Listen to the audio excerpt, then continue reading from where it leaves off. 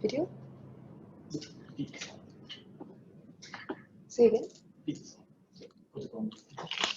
Good morning. Dr. Lim Jock Hoi, Secretary General of ASEAN, Sister Mary Liu, President of the Singapore National Trades Union Congress, Brother Robert Yap, President of the Singapore National Employers Federation, senior officials from ASEAN +6 dialogue partners and the International Labour Organization, brothers and sisters from the Singapore Tripartite Partners, distinguished guests, ladies and gentlemen. I'm Josephine Teo, and I'm happy to join you at the opening of this year's HR Tech Festival Asia. Let me thank HRM Asia for the invitation and for co-organizing the ASEAN Future of Work track with my ministry. The theme of this year's conference is aptly titled, Navigating the New Era of HR and the Workplace. Prior to COVID-19, the world of work was already transforming due to technological advances and shifts in global supply chains, among other drivers of change.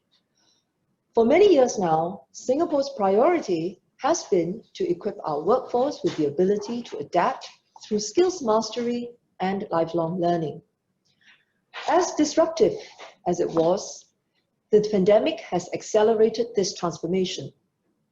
It reinforced the need for countries to prepare our people for the future of work.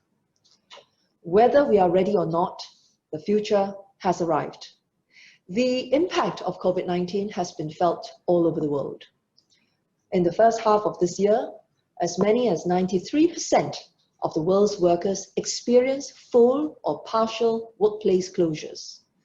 Businesses were forced to adapt their work practices. This includes the widespread adoption of remote working arrangements. Almost overnight, the pace of digitalization went from first gear to fifth. Lockdown measures and the rapid worsening of economic conditions have also led to heightened unemployment and temporary layoffs. In Asia and the Pacific alone, the total loss in working hours for the second quarter of 2020 was equivalent to 235 million full-time jobs. Vulnerable workers in informal and low-wage work were among the hardest hit. As in many countries, workers in Singapore were not spared. Overall unemployment has risen to 2.8% in June, the highest in more than a decade. In the second quarter, the proportion of retrenched residents who were able to secure a new job within 6 months also fell to an all-time low of 58%. The outlook remains uncertain. Yet in managing this crisis, we also have the opportunity to prepare for an eventual economic recovery and for the future of work. We can do this by helping workers stay employed and employable, ensuring safe working, and transforming our economy and businesses to seize opportunities. These continue to be priorities for Singapore, even as we focus on battling the threat of COVID-19 due to the public health crisis. To support businesses and protect the livelihoods of our workers, the Singapore government has put in place extraordinary budget measures. With the latest round of support measures announced by our Deputy Prime Minister, Mr. Heng Swee Keat, the total budgetary support is close to $100 billion. About 3/4 of this has been dedicated to help businesses and workers save jobs and support wages. We are also providing more support to preserve the core capabilities of businesses in the hardest hit sectors. At the same time, we have been working in close collaboration with key stakeholders, including our tripartite partners. Later, during the conference, my Permanent Secretary, Mr. Obek Kam, will share more on Singapore's responses to address the impact of COVID-19 on the job market, including our tripartite-led efforts. Despite the uncertainty and unprecedented nature of the crisis, Singapore remains committed to help our businesses and workers adapt to the rapidly changing world of work. Looking beyond our shores, other countries in the region are also battling the virus and the economic fallout. We face common challenges related to the digital transformation of industries, implementing safe workplace measures, and adapting HR strategies to enable workers to fulfill their potential. Singapore will do our part to support the ASEAN labour community to answer the ILO's call to work for a brighter future for all our people. In particular, we see value in fostering social dialogue and conversations about how to prepare our nations for the future of work. During the Singapore Conference on Future of Work held last year, I had announced Singapore's intention to do so through the setting up of a regional initiative. Both the ILO and ASEAN labour ministers were supportive of our plans.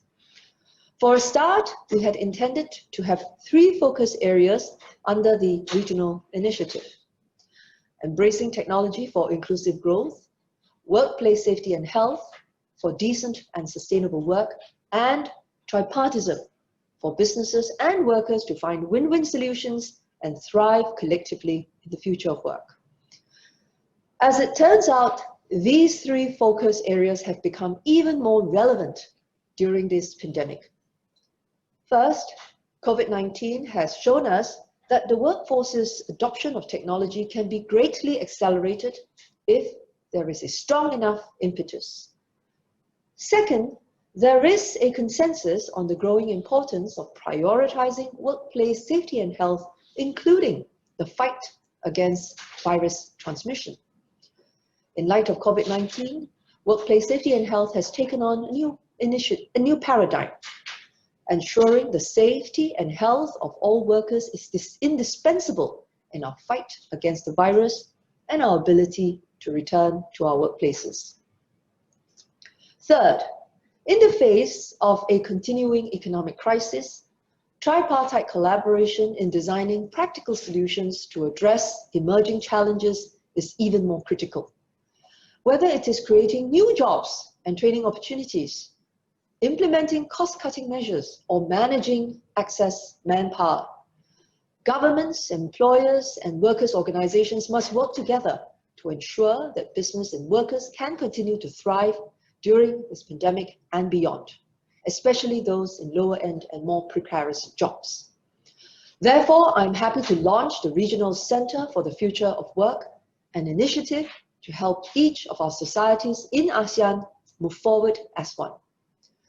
Last year, the ASEAN labour ministers had shown our collective resolve to prepare our businesses and workers for the future of work by coming together in Singapore to adopt the ASEAN Joint Statement on the Future of Work, and which is the first regional statement of its kind. The Regional Centre will support ASEAN to put this statement into action. It will institutionalize our region's collective effort to take advantage of emerging opportunities and tackle challenges, especially during this global pandemic. To do so, the Centre will bring together international experts and regional tripartite stakeholders to foster social dialogue, share knowledge, and build capabilities. We will organize a series of conferences and workshops over the next few years, together with our tripartite partners, the Singapore NTUC and SNEF.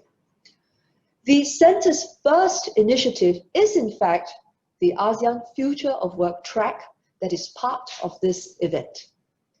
Over the next 3 days, this track will bring together tripartite panels and regional participants to exchange insights into labour market challenges resulting from COVID-19 and to discuss best practices that can support business transformation and human capital development for the future of work. The Centre has another 2 initiatives in the pipeline to promote safe working conditions for all workers and instill a preventive culture to safeguard workers' safety and health.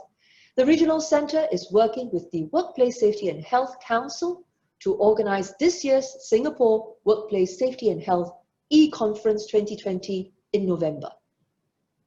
We also plan to organize a workshop titled Leaders in Tripartism early next year. To guide the work of the Regional Centre, we are convening a small group of distinguished global and ASEAN representatives and subject matter experts to take on the role of advisors for the Regional Centre for the Future of Work. As advisors, we will enlist their expertise to help us keep the Regional Centre updated and current in its focus areas, and advise us on its strategy and activities to build regional capability in dealing with the future of work.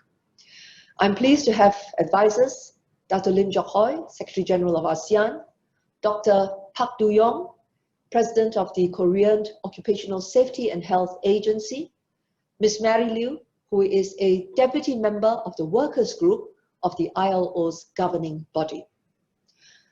With everyone's support, we hope that the Centre's activities will help all of us realize our collective vision of a region that is ready for the future of work, one that leverages a skilled workforce, provides safe and decent work for all, and is founded upon harmonious industrial relations.